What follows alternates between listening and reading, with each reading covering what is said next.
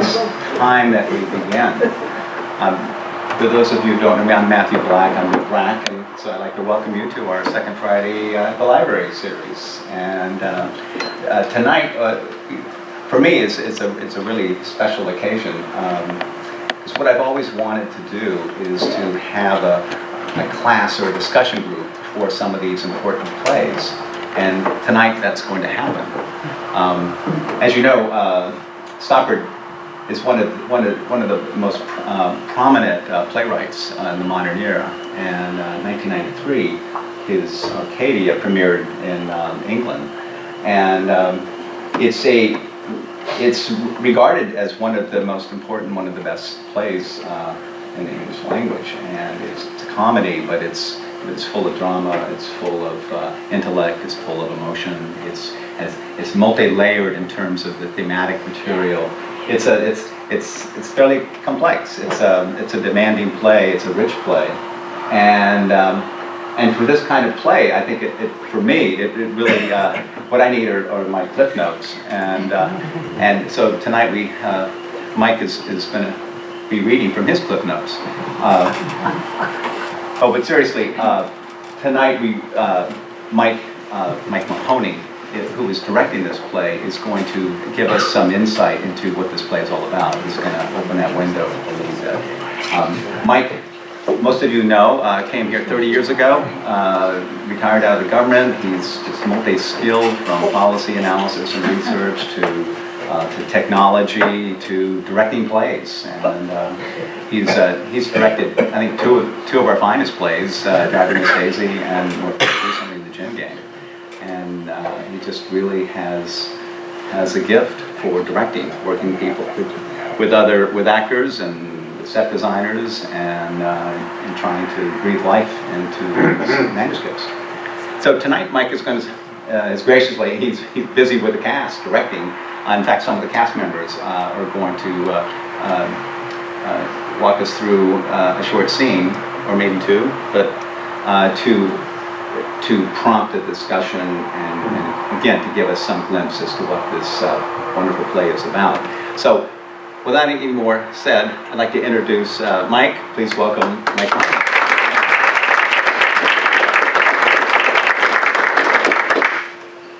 Well, he's already said everything about Stoppard and Arcadia that I have in my notes, so if I can find page 10, go there. I want to warn you in advance that a lot of what I say and quote will be quotes. That is to say, there's a lot of plagiarism in my notes. Good old internet and a PC and the snipping tool allow you to do a lot of cutting and pasting. And I did a lot of cutting and pasting. So the first question, Matt suggested that Arcadia is a great play. Yes, but why are we doing it?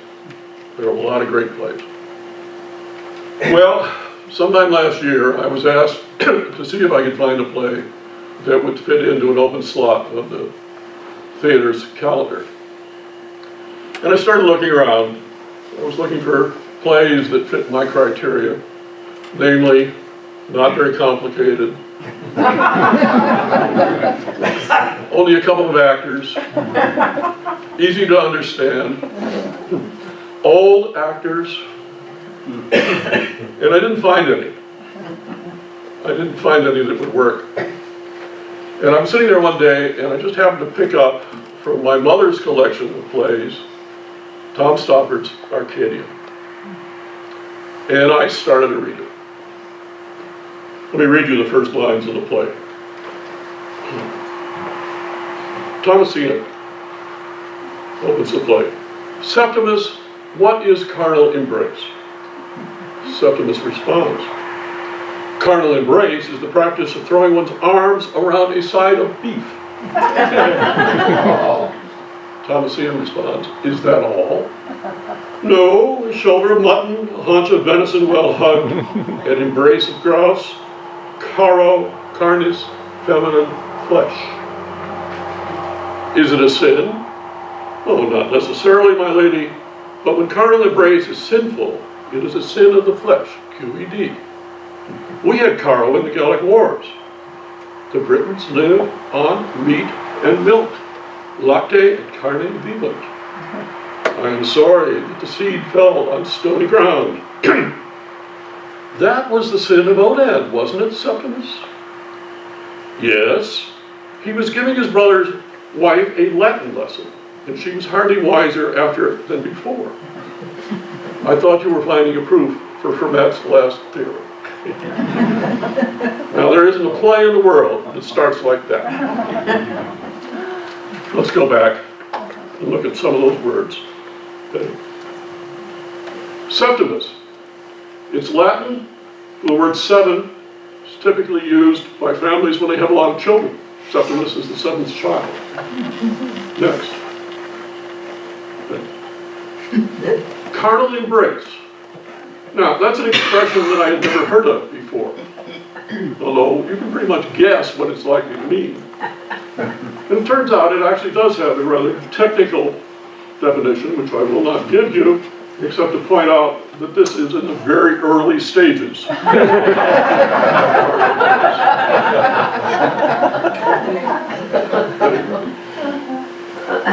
Throwing one's arms around the side of it. Don't you just love that? Caro, canis, feminine. Those of us who were classically trained years and years and years ago, remember, first year Latin? Next. Sins of the flesh. Now that's an interesting question, because church people typically divide sins into sins of the spirit and sins of the flesh. And a proper theologian likely would tell you that sins of the flesh, while they're bad, they're not really as bad as sins of the spirit. Next. The Gallic Wars. Again, the Latin students. All of Gaul is divided into 3 parts. How many here remember that?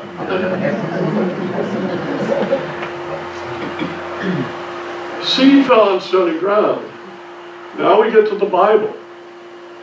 It's from one of Jesus' parables. He talks about the farmer sowing seed.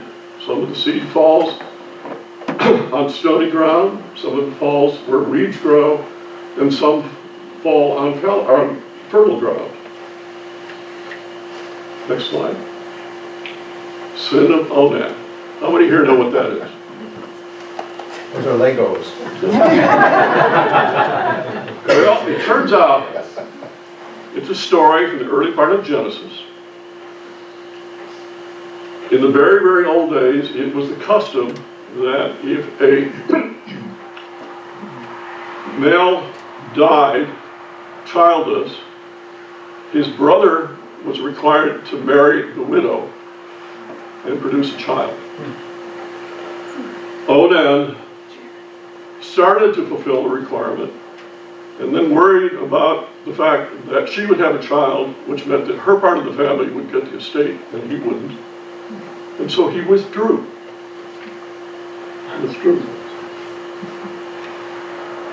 Actually, God was very upset and killed Onan, but that's where the phrase, the sin of Onan, or onanism, comes from. It turns out, these are wonderful.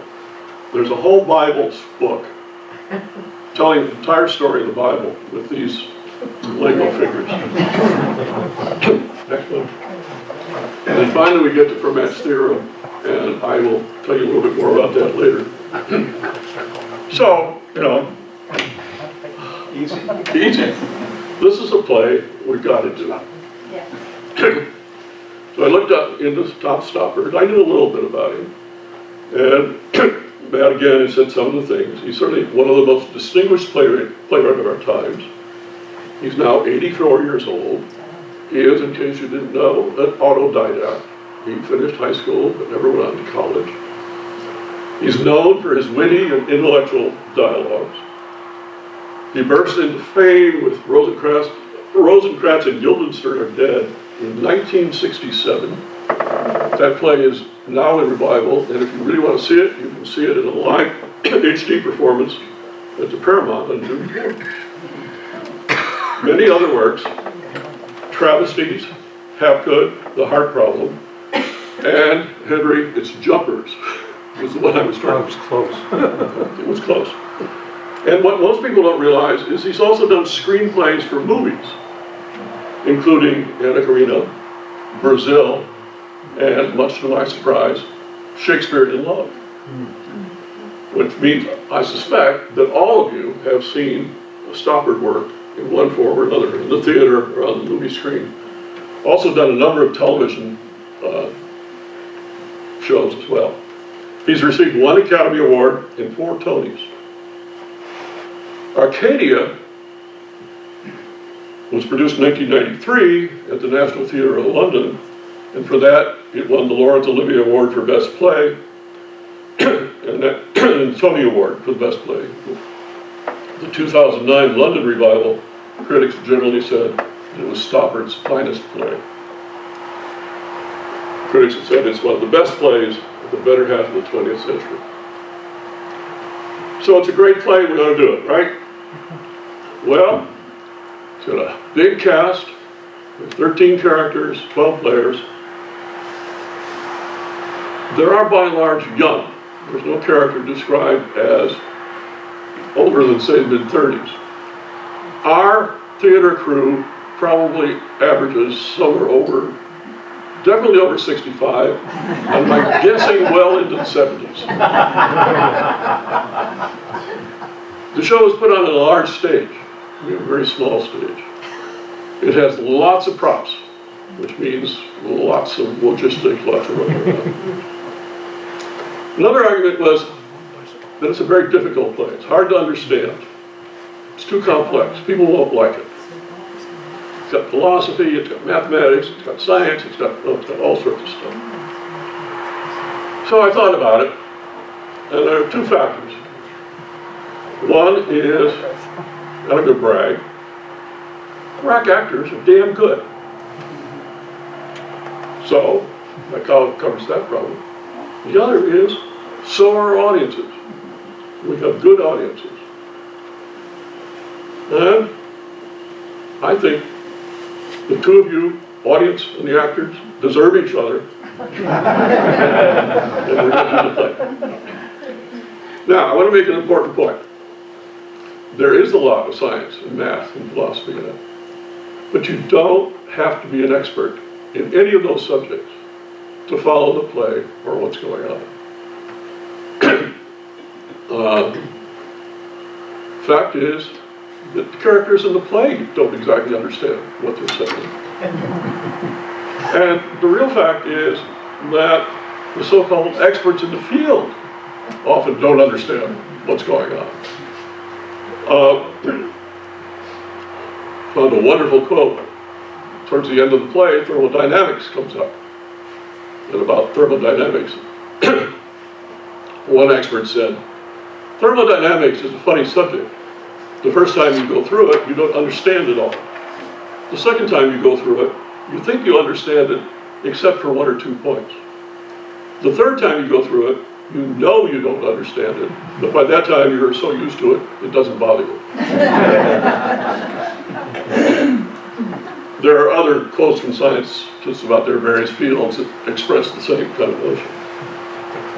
And insofar as the play is a mystery, apart from all the science and fancy stuff, everything is obvious. If you watch, you will see all the clues that eventually enter into the solution of the mystery. There's no deus ex machina coming out at the end and saying, okay, bang. It all works. Just pay attention. All right. Comment about the play.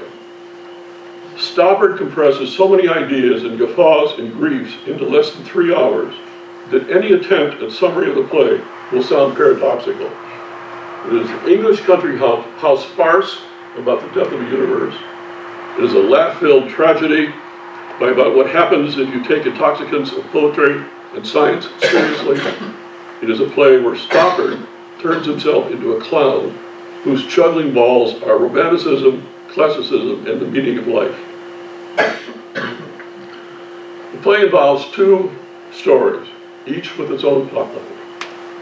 One takes place in 1809 and 1812, The other takes place in 1992 or some few years after, not important. For convenience, we'll call the early 19th century period Regency, which is what historians would call it. And the 20th century we'll call modern, even though a lot of current people would call it postmodern. I've never understood the word postmodern. The events of both stories take place in the same room, in the same house, which is the sitting room or the library of a large country estate in Derbyshire, England. Stories are intertwined.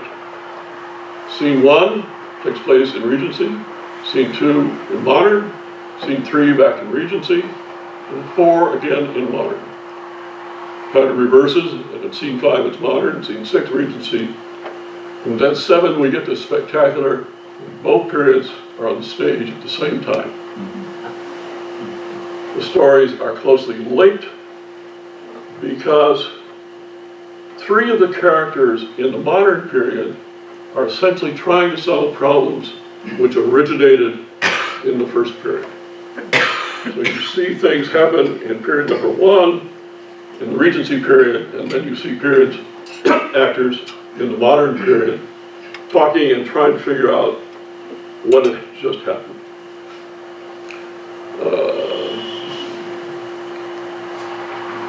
Characters. Thomasina Coverley.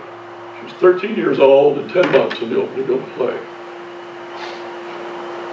She's one of the wonderful young children of theater. She's a prodigy.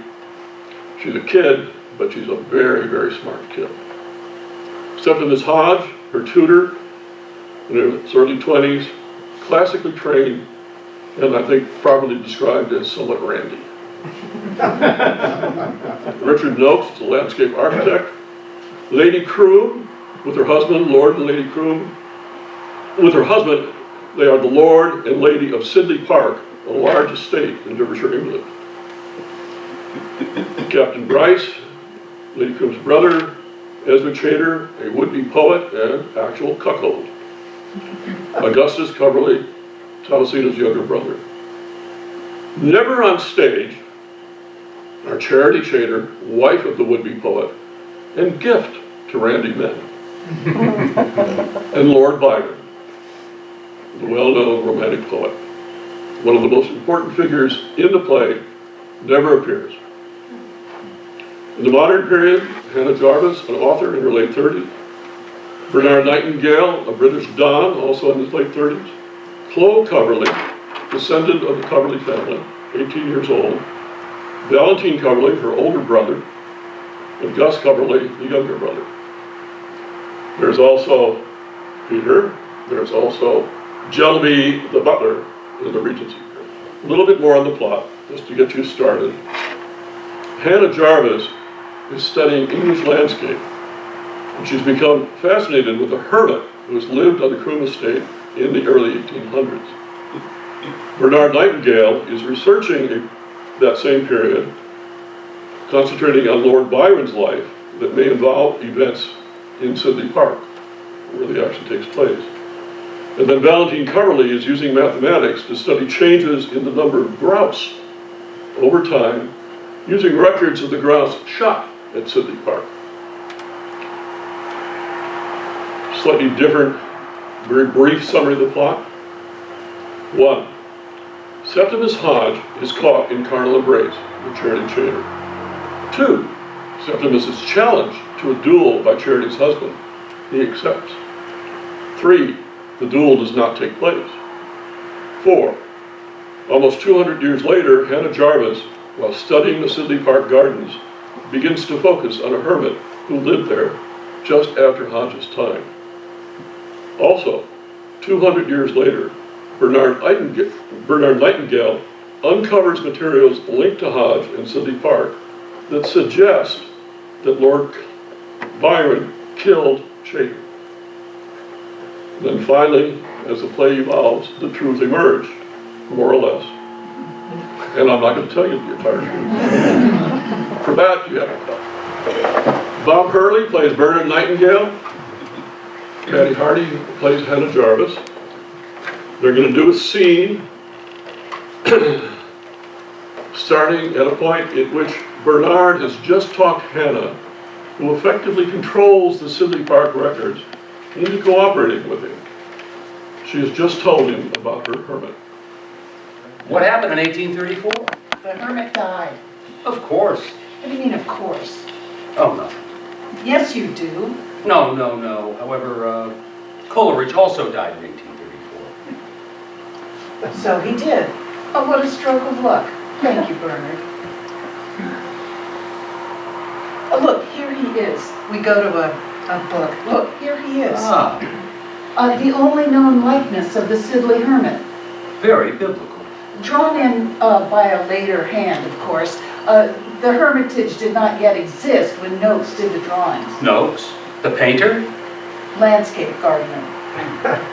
He'd do these books for his clients, you see, before and after, like a prospectus. This is how it all looked until, say, 1810. Smooth, undulating, serpentine, open water, clumps of trees, a boathouse. Lovely. The real England. Oh, you can stop being silly now, Bernard. English landscape was invented by gardeners, imitating foreign painters, evoking classical writers. The whole thing was brought home in the luggage from the Grand Tour. Look, Capability Brown, doing Claude, doing Virgil, Arcadia. And here, superimposed by Richard Noakes, untamed nature in the style of Salvator Rosa. It's the Gothic novel expressed in landscape, everything but vampires. There's an account of my hermit in a letter written by your illustrious namesake. Florence. What? Go on. No. Thomas Love Peacock. Ah, yes. I found it in an essay on hermits and anchorites published in the Cornhill magazine in the 1860s. Up here, 1862. Peacock calls him not one of your village simpletons to frighten the ladies, but a savant among idiots, a sage of lunacy. An oxymoron, so to speak. Yes, what? Nothing. Here it is. A letter we have seen, written by the author of Headlong Hall nearly 30 years ago, tells of a visit to the Earl of Croom's estate, Sibley Park. Was the letter to Thackeray? I don't know. Does it matter? No, sorry. Only Thackeray edited the Cornhill till '63 when, as you know, he died. And his father worked for the East India Company, where Peacock held the position of examiner. So if Thackeray wrote the essay, it's quite possible that... I'm sorry, go on. Well, Only the East India Library at Blackfriars has most of Peacock's letters, so it might be quite easy to... Sorry, may I have a look? Oh, yes. It's been topped and tailed, of course. It might be worth a... Go on, I'm listening. Oh, yes, it's Thackeray, all right. Unbearable. What were you saying? it's like this. Like what? There it is.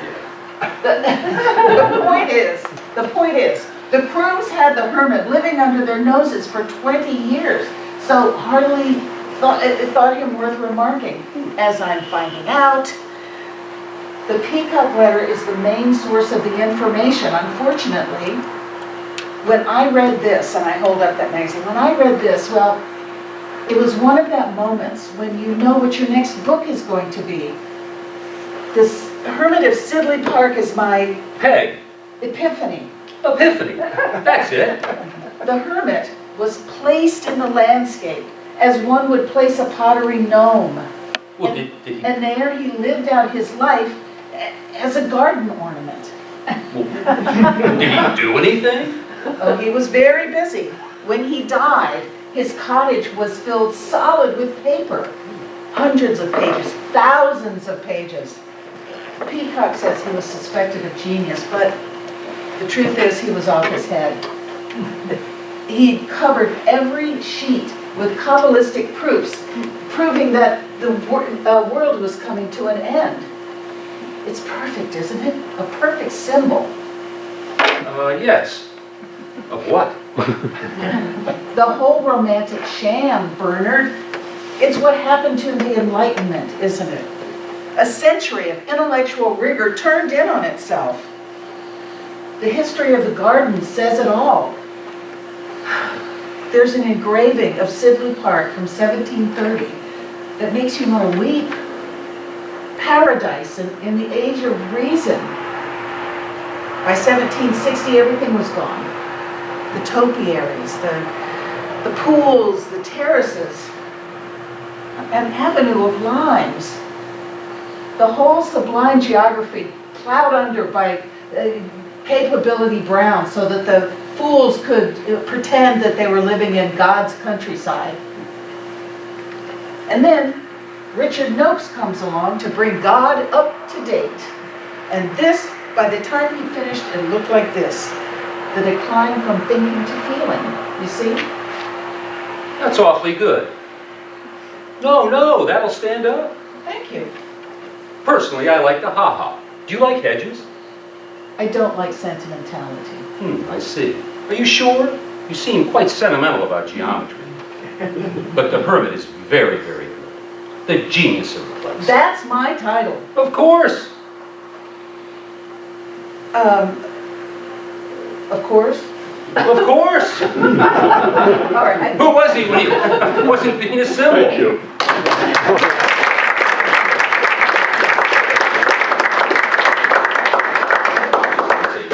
I have to say that Stoppard is reportedly not very fond of English professors and dons, and I think Bob does a very good job of making that obvious. The next scene takes much later in the play. What has just happened is that Ezra and Charity Chater, Captain Bryce, and Lord Byron have been banished from Sibley Park in the middle of the night. Charity having been discovered by Lady Croom leaving Lord Byron's room. Thus, no duel.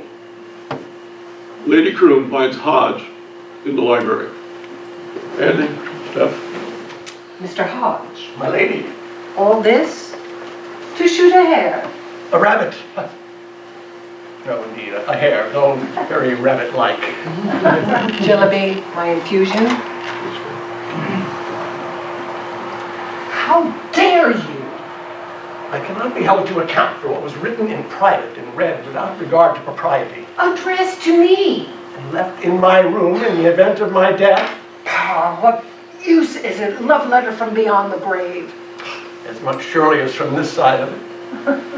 The second letter, however, was not even addressed to your ladyship. Well, I have a mother's right to open a letter addressed by you to my daughter in the event of your life, your death, or your imbecility. What do you mean by writing to her of rice pudding when she has just suffered the shock of a violent death in our midst? Whose death? Yours, you wretch! Yes, I see. No, I do not know which is the matter of your ravings. One envelope full of rice pudding and the other of the most insolent familiarities with various parts of my body. But have no doubt which is the more intolerable to me. Which? Oh, aren't we saucy when our bags are packed? Your friend has gone before you, and I have dispatched the harlot, Chater, and her husband, as well as my brother, for bringing them here. Such is the fate, you see, for choosing unwisely in your acquaintance.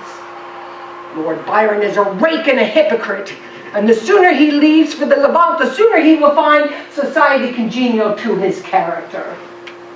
Well, it's been a night of reckoning. Indeed. I wish it had passed uneventfully with you and Mr. Chater shooting each other with the decorum due to a civilized house. You have no secrets left, Mr. Hodge. They spilled out between screams and oaths and tears. 'Tis fortunate that a lifetime's devotion to the sporting gun has halved my husband's hearing to the ear he sleeps on. I am afraid I have no knowledge of what has occurred. Your trollop was discovered in Lord Byron's room. Discovered by Mr. Chater. Who else?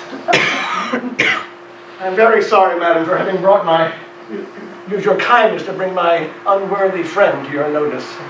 He will have to give an account of himself to me, you may be sure. Oh, really? The butler comes in and brings tea, and I say, I will do it.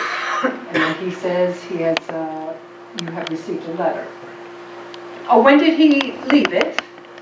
And he says, As he was leaving. As he was leaving. as he was leaving. And then I pour the tea. Oh, Allow me. I do not know if it is proper for you to receive a letter written by someone not welcome in my house. Very improper, I agree.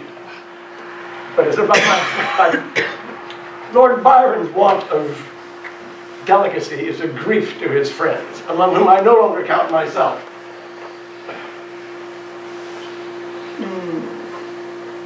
I will not read his letter until I have followed him through the gates. Well, that may excuse the reading, but not the writing. Your ladyship should have lived in the Athens of Pericles. The philosophers would have fought the sculptors for your idle hour. Oh, really? And I burned the letter. Oh, really? Oh, really? Now there's a thing. A letter from Lord Byron, never to be read by a living soul. I'll take my leave, madam, at the time of your desiring it. To the Indies? The Indies. Why? Oh, to follow the Cena, of course. She did not tell you. I'll exchange half a dozen words with me. Oh, I expect she did not want to waste the time. The Chater sails with Captain Bryce. As a member of the crew, No, as wife to Mr. Chater, plant gatherer to my brother's expedition. I knew he was no poet. I did not know it was botany under the false colors. Oh, he's no more a botanist. My brother paid £50 to have him published, and he'll pay $150 to have him be plant gatherer for a year in the Indies while the wife plays mistress of the captain's quarters. Captain Bryce has fixed his passion on Mrs. Chater and has not scrupled to deceive the Royal Academy or the Admiralty, the Linnean Society, or Sir Joseph Banks, botanist to His Majesty at Kew. The passion is not as fixed as his. No, 'tis a defect of God's humor that directs our hearts everywhere, but to those who have a right to them. Indeed, madam. What? Go on to the end. Oh, that's a clincher. I don't want to do that. Okay. She wants to say the best part.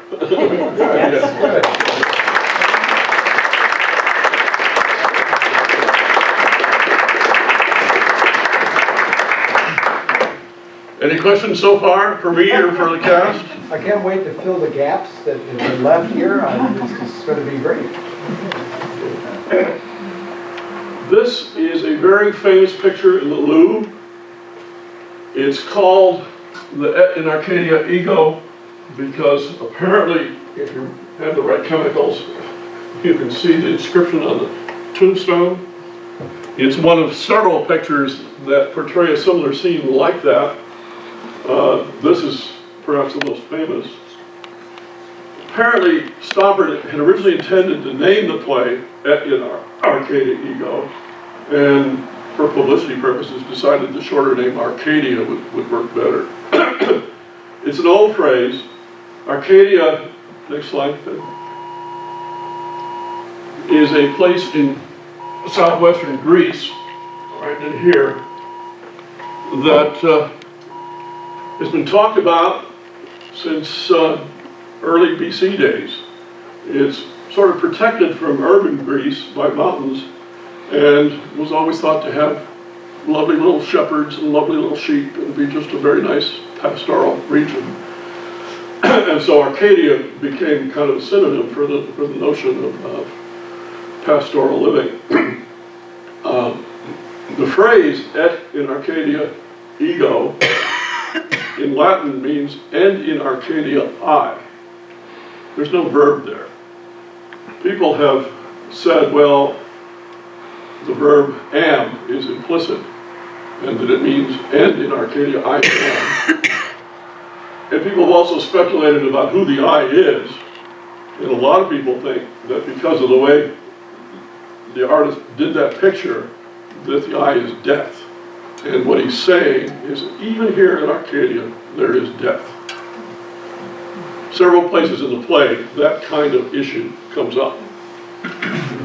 It's an example of the way Tauber can take a concept and play with it and use it throughout the whole construction. This is the classical English garden that Hannah was talking about. Very formal, lots of topiaries. It traces itself all the way back to the Roman and Greek very formal gardens. Next. This is the so-called landscape garden. I was confused by that term because I just sort of thought landscape garden was a garden that was landscaped. Well, it turns out, I think the proper interpretation is that it's a garden shaped to look like a natural landscape, even though it took an awful lot of work to make it look like that. These landscape gardens were huge, hundreds of acres. There's a garden in Blenheim, which apparently took several regiments of soldiers 4 years to do. This is what I think garden might look like if you were out in the field, or if you were in the house looking out. The whole idea was that you could look out in the house and see this natural garden that looked like you were in Arcadia. Next. This might be the way the same garden looked, looking back to the house if you were out in it. This is the ha-ha. Early in the play, Bernard makes a cringeworthy joke about ha-has. The purpose of the ha-ha was so that they could create this natural look, which meant no fences, but they didn't want the sheep and cows at your front door. And this is the way they did it.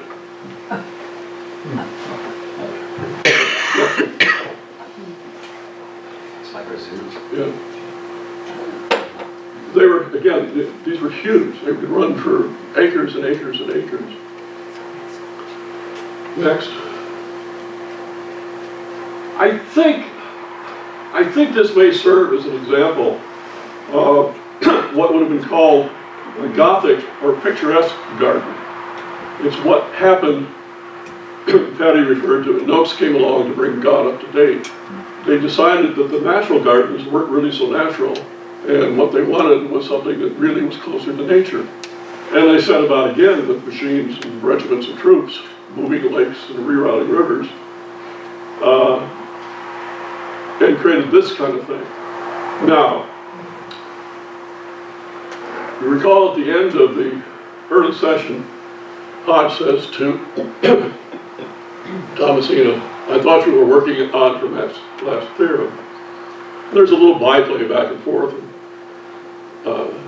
She finally says, well, yes, I figured it out. And Hodge responds, well, I think you're being a little presumptuous. This is the theorem. Mathematicians, are very precise about things, but what I discovered is that the various mathematicians have different expressions of Fermat's last theorem that are not precisely alike.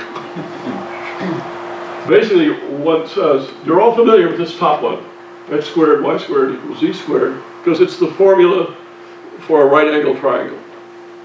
Square of the two sides, sum of the squares of the two sides equals the square of the hypotenuse. And it turns out there's an infinite variety of what mathematicians would call triples, numbers that would go in the place of x, y, and z, for which that equation works. What Fermat said was there are no numbers for this equation, there are no triplets that would fit this, there are no triplets that would fit this, there were no triplets that would fit this, and you keep going forever.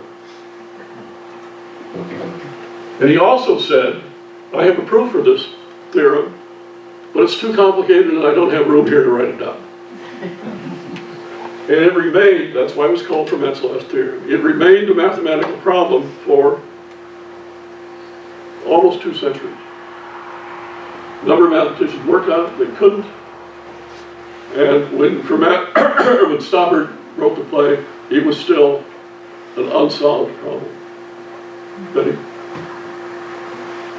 Then, 2 years later, this fellow published a proof. And Fermat's last theorem has now been proven. It is not possible to find any numbers which fit those equations. I haven't got the foggiest idea of how to prove it. It's a wonderful little side story. He published the proof, and a couple days later, another mathematician found an error in the proof. So he withdrew it, and in wonderful story of academicians, the two of them worked together, corrected the error, and then he republished the final proof. I just think that's nice. When Valentine discovers, they find Thomasina's books, and she has all her worksheets, page after page after page. And Valentine finally figures out that what she's doing is iterating algorithms. Well, algorithm is a word that's sort of come into popular use since computers started. It basically means a simple set of instructions for doing something. I sum it up by do it, did it work? If yes, stop. If no, do it again. It's a very simple algorithm.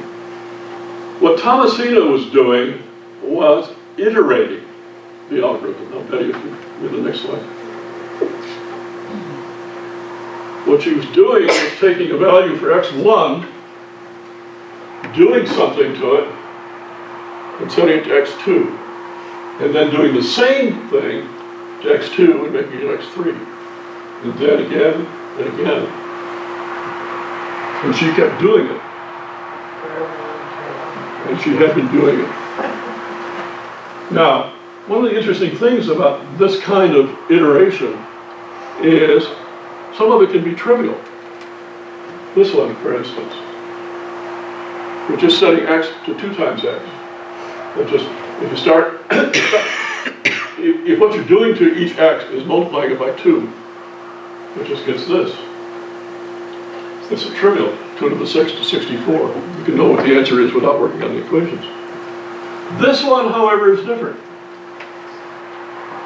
Notice each time that you go into the iteration, the value in that parentheses gets a little smaller, or a little, yes. And this number eventually stabilizes at 4.9. The trick in iterated algorithms is to find something that's interesting. This, it's what you do here. Next slide. This is a fractal. A lot of fractals are generated from iterated algorithms. This one is not. It's hard to see because it's so fuzzy. But if you look at it, each letter is formed by this. And you can actually keep doing that. You could then break this up and repeat it, and repeat it, and repeat it. That presents a fractal. Next slide.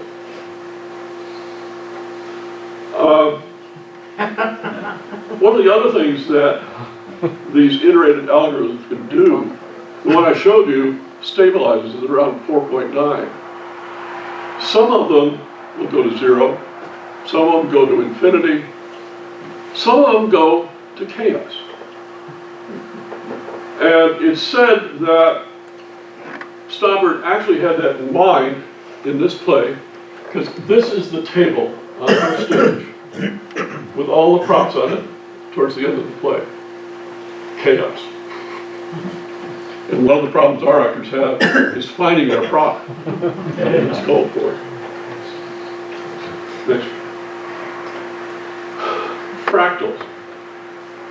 The reason Thomasina is doing this is she decides that geometry is really kind of dull. And that if God can only do simple algebra and simple geometry, all we'd ever have in the world is what she says is carpentry. Right angles, straight lines, and whatnot. And she wants something that can produce things of nature. And she picks up an apple leaf and says to her tutor, I will devise a formula which will draw this leaf. The algorithms that she does are intended to produce that purpose. It turns out I have not been able to find a fractal that looks anything like a proper leaf. This, however, here is called Thomasina's Fern. And it's about as close as I think anybody has come to doing something like her leaf. If you look at collections of fractal images, there are very, very few that look like anything natural, despite the fact that in graphics and movies now, they use fractal technology to do those wonderful moving nature scenes. But no individual leaves, no little things like that. This is sort of more typical of what you'll see if you look for a fractal image. And this is what's called the Mandelbrot set. It's one of the first ones, and it was produced by the man who eventually became famous for developing word fractal and a lot of the math that goes with it. We're almost at the end. This is the set. Okay. I forgot to mention that she also, Thomasina, also basically discovers the second law of thermodynamics, which is another pointer towards chaos. You can get chaos both through these iterative algorithms, or you can get there through chaos. The second law of thermodynamics is essentially the one that says entropy is increasing, entropy being disorder, or heat is dissipating. The world goes from hot to cold. The cast? Anybody? Well, I'd like to know what it's been like. This is so complex. I mean, I appreciate some of this. I feel a little more prepared to see it. But I wonder what it's been like for you. Has it been hard? What's it been like? I haven't been 22 for 48 years. It is hard. It's a very difficult play, and we do a lot of, I maybe shouldn't admit it, but we do a lot of ad-libbing on stage in a lot of our plays, because lines are just hard to memorize, and the older you get, the more of that there is. And we made a pretty major attempt on this play from the very beginning to be very sensitive to the language. I sort of view it as a very long poem, and every word is very important. So it's been a challenge. As you notice, I don't quite have my lines yet. But it's been a great fun. We've had a little trouble with casting, but we have a wonderful group. We have a sensational stage manager.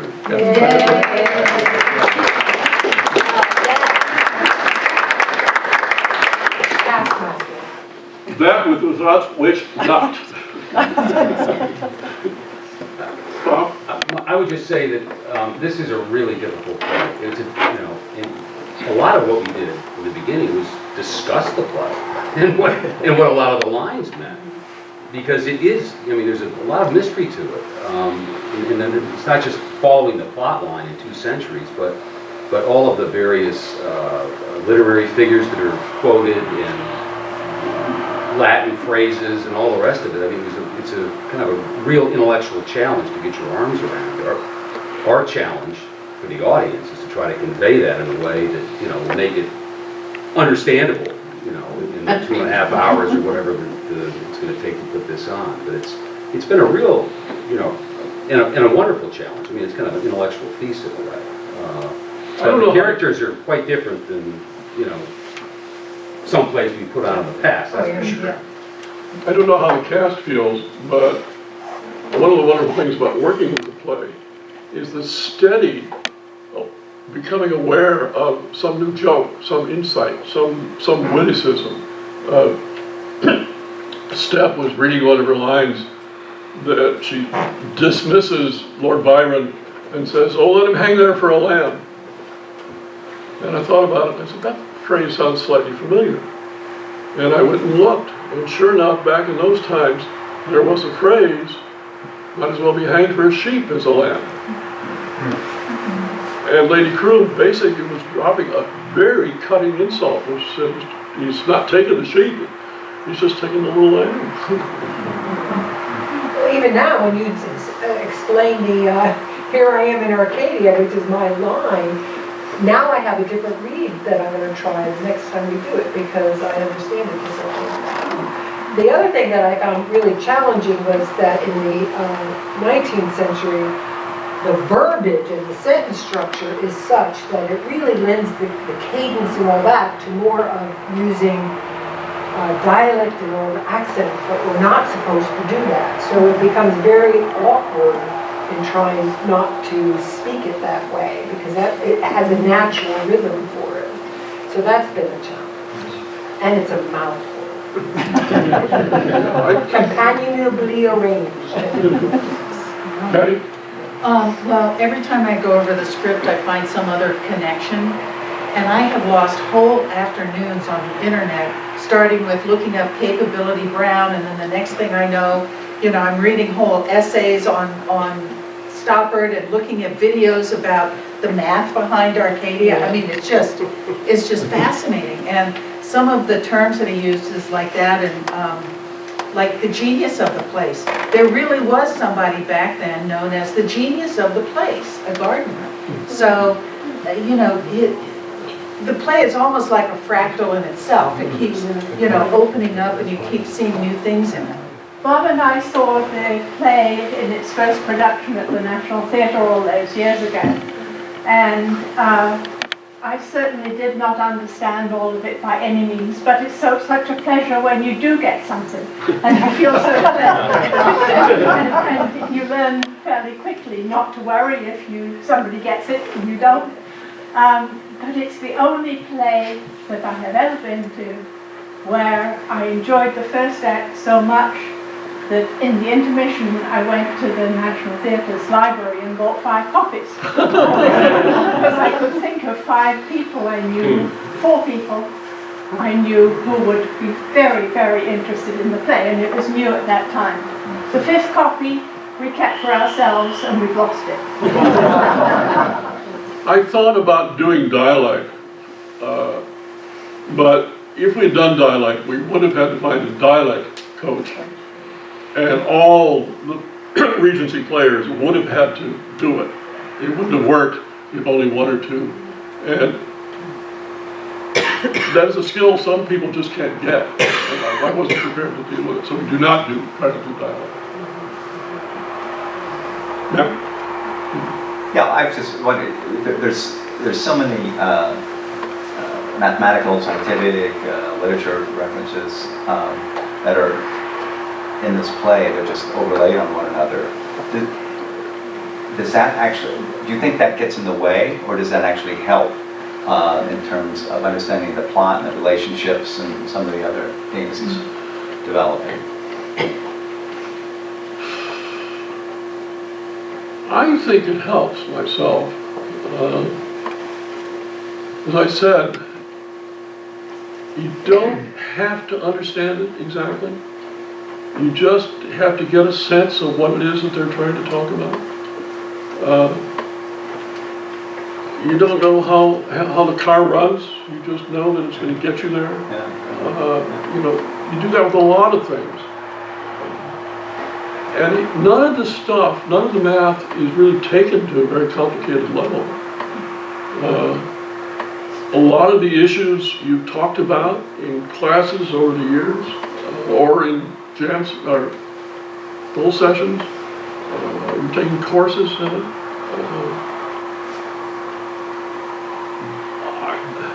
I don't think really there's anything in that play that is completely new to anyone. John? Going back and forth between the 19th century and the 1990s, what's involved with the set changes and the props? I mean, are you having to do huge set changes for the piece, or are you using what's already there? Is there continuity between the 2 areas and the props and the staging? The only simple thing about the play is the fact that that set, which we had on the screen a little while ago, is the set. It does not change between scenes. What the scene does get is steadily more and more props. And the poor stage manager is back dealing with all these props. I was a sandwich, Judy. There's a sandwich again. And the only thing that tells you, looking at the action, whether it's the Regency period or the modern period, is initially the costumes. But then, of course, you'll recognize the actors, so as the play goes on, that just the actors themselves will indicate. Patty? Well, I was going to say, getting back to Matthew's question, you had said early on that we, the actors, need to understand what the characters are talking about in order for the audience to understand. And the more I read it, the more true I think that is. To understand what the gardens look like, to understand what they're talking about, some of the scientific things. So I think we have to have a pretty heightened understanding of what we're talking about. What I've asked the actors to do, and they are doing it, is put passion into their characters. When they talk about an iterative algorithm, you have to act as though it's something that really enthuses you. You're excited about this. If you just recite it and blah, blah, blah, blah, then that's the way the audience will receive it. Henry? Do you have production meetings? Do I have production meetings? Yeah, where you sit down with your designers and talk about your concept and what you like to see them do? We did in the beginning. And you don't have follow-ups or stuff like that? It's not so much in the way of follow-up, but it's such a simple crew. Our designers are almost all the time. And by the way, Cynthia Stamps, working with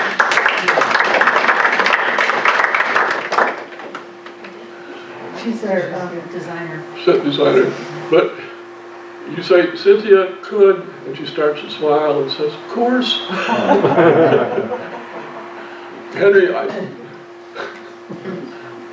if I ever do a play, and I never will, again, I would have more of those meetings in the beginning. I would also do something which I decided too late to do. I would do more in what the theater pros call table talk. The entire cast sits around and talks about the play for sometimes a couple of days. Next time, I'm going to have the play read 3 or 4 times in which all the actors get to play all the roles. Because one of the things I've discovered when I pull an actor in to substitute for somebody else to an absence, they will bring an interpretation that is very useful. And I just think it would be fun to start doing that. And so far the actors that I've suggested that to say, gee, they'd like to do that too.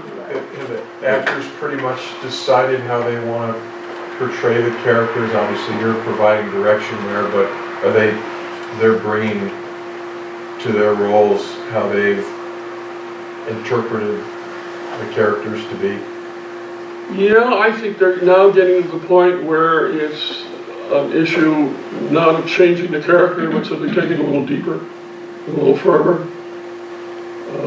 I wouldn't expect any change at this point in the kind of characters they're portraying. In most cases, I like to push the actors as much as possible to be entirely different from their normal self on stage. That is, I don't want people to look at one of the actors and say, oh, that's Grace playing such and such. That's hard for a lot of people. They can get the emotions, they can get sort of the articulation and ways of expressing thoughts in a way, but they don't get the body changes, they don't get that we're still working on. That we'll work on right up to the very end, and possibly Saturday night and Sunday as well. We've already gone over time.